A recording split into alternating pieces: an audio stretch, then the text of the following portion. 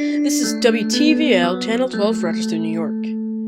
Up next now, we have the premiere for INS on WTVL, as well as later today, a new episode of PTLE on Channel 12.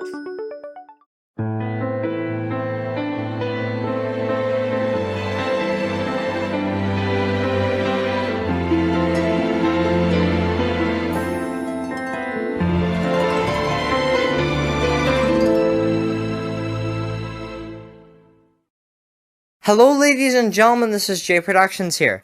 Last time on this series, we had a look at the logo from Fat Dog Productions, an extremely janky logo from what was apparently an erotic film company. Well, today, we're looking at another extremely janky logo, although luckily, it's not from an erotic company. So, let's not waste any time and get into it today on It's Not Scary.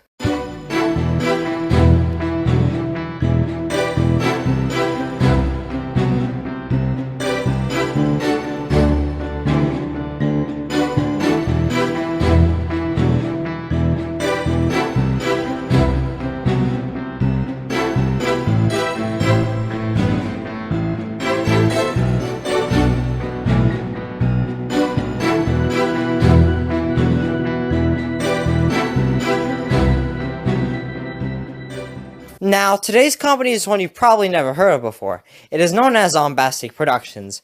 It's one of those companies that neither has a CLGWiki background section or a Wikipedia page, so we're shit out of luck with this one.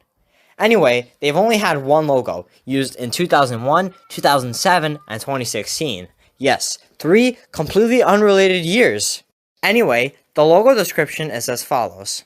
On a stock space background, a skull with eyes turns around in a jittery manner until it stares at us. Just before it's done, the screen quickly fades to black before quickly cutting back. A man's arm with a blue shirt and white glove holding a syringe full of pink liquid, likely Pepto-Bismol, appears from the left. He injects the liquid into the skull's left eye.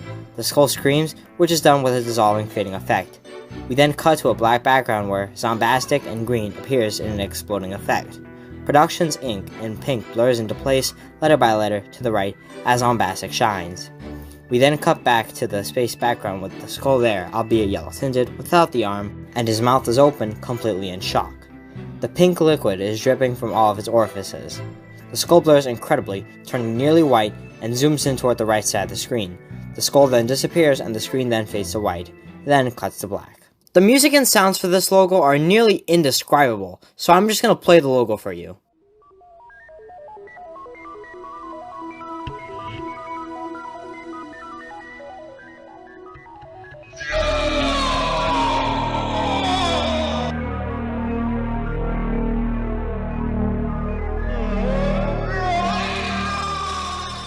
Wow. Okay then. Well, the scare factor for this logo is high to nightmare, because of the droning synth and the sci-fi sounds in the original, the skull, and screams, which will scare most people, which are probably intentional given the horror theme of their movies. The cheapness of the entire logo could lower for some. The scare factor seems legitimate enough, but let's talk about the logo bit by bit. First of all, the animation is hilariously bad. Like, seriously, they could have animated this logo way better, considering that it's from 2001.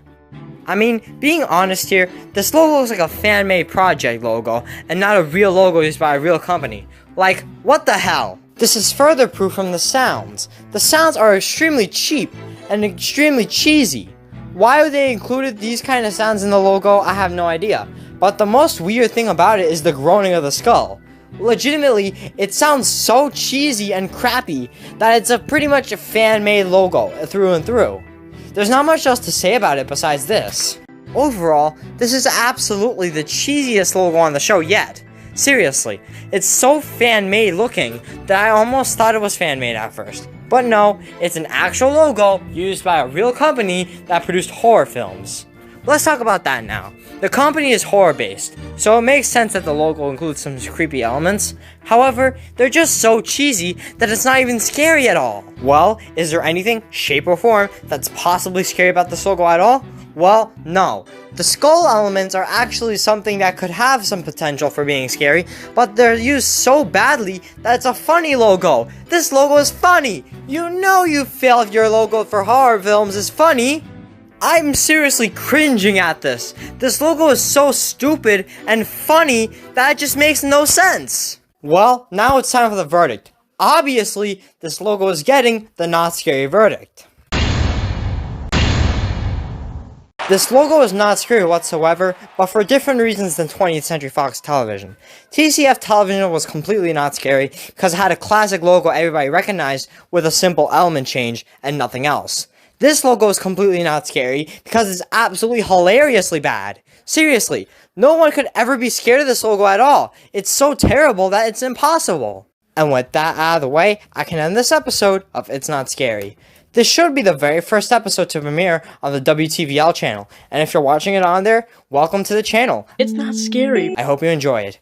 Either way, if you're watching it on J Productions or WTVL, I really hope you enjoyed this episode, and I had fun making it. Until then.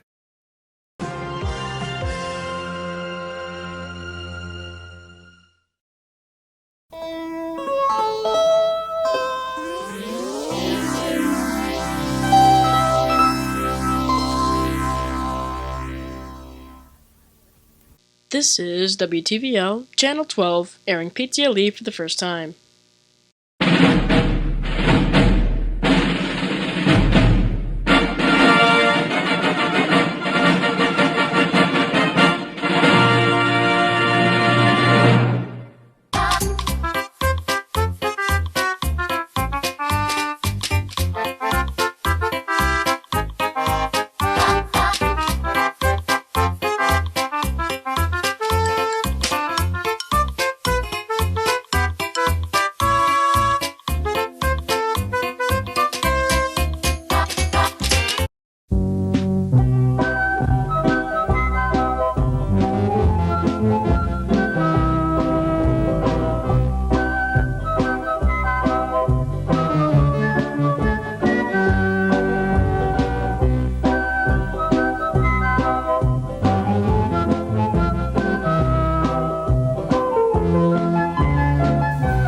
Hey guys, it's Coke1286 here. This is the first episode to debut on WTVL Channel 12. This will be on my channel by Monday, I promise. Anyways, we're on about WGBY. WGBY is a sister station of WGBH, serving the town of Springfield, Massachusetts. It first aired on September the 26th, 1971. That's all the history you need to know. If you want to know more than just go to Wikipedia or something. The first logo they used was used from 1985 until 1998. A nice effort for the time. It looks nice and is soothing almost. Like this logo? Well, you just wait for the 1999 logo. You're gonna love this one. It was used until 2006.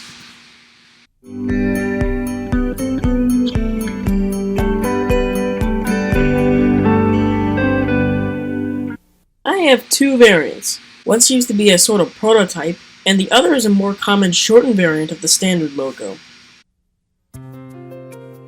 Count up 3 lines from the bottom. This logo is very nice and soothing. I've actually seen some of WGBY's content before, and this logo fits the mood perfectly. It may seem cheesy, but it's warmly nostalgic for me in a way. I like the original long variant the most due to its length and the music. The last one for today isn't all that special, but it's pretty nice. I'm employing the 2006 logo used ever since then. It's also a variant with the plain Helvetica text from before. This is most likely a prototype, however I've been able to find it from 2008. As I've said, pretty nice. I certainly like the 1999 logo better, but this is good too. The last thing I want to show you guys today is a collection of station IDs that I uploaded onto my PBS logo vault. These are among the same levels of the program IDs in the category of soothingness as well.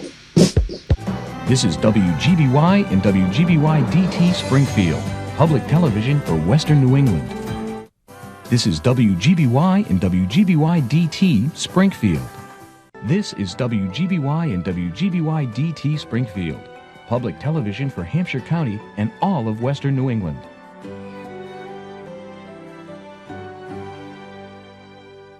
Well guys, I hope you enjoyed this mini episode. I would have gotten this video out sooner, but I had spent all my time trying to animate the damn lights. Not to mention, I had a huge fallout with Enon and the CLG wiki itself. As I said earlier, due to simply the fact that I'm friends with VCG88. But honestly, fuck the wiki. It's irrelevant, correct, and they have a huge Pepsi bias. They also think Cameron's a goddamn pedophile, yet he's a minor. Well, time to wrap up this episode and try to hide all my good finds from Pepsi. Goodbye. This is WTVL Channel 12 in Rochester concluding our broadcast day. Major funding for this network is provided by No Entertainment. There's no entertainment like his, although somehow Alden surpassed him in subscribers. This network also receives grants from the Pepsi-Cola Company, not the logo Fine Stealer, the soft drink available at your local Burger King for $10 with 2 cookies. Major drama is provided by None, that one guy who found the 1979 16mm WGBH logo, and your local CCG 88 basher. This is English, US, Ryan, saying good night.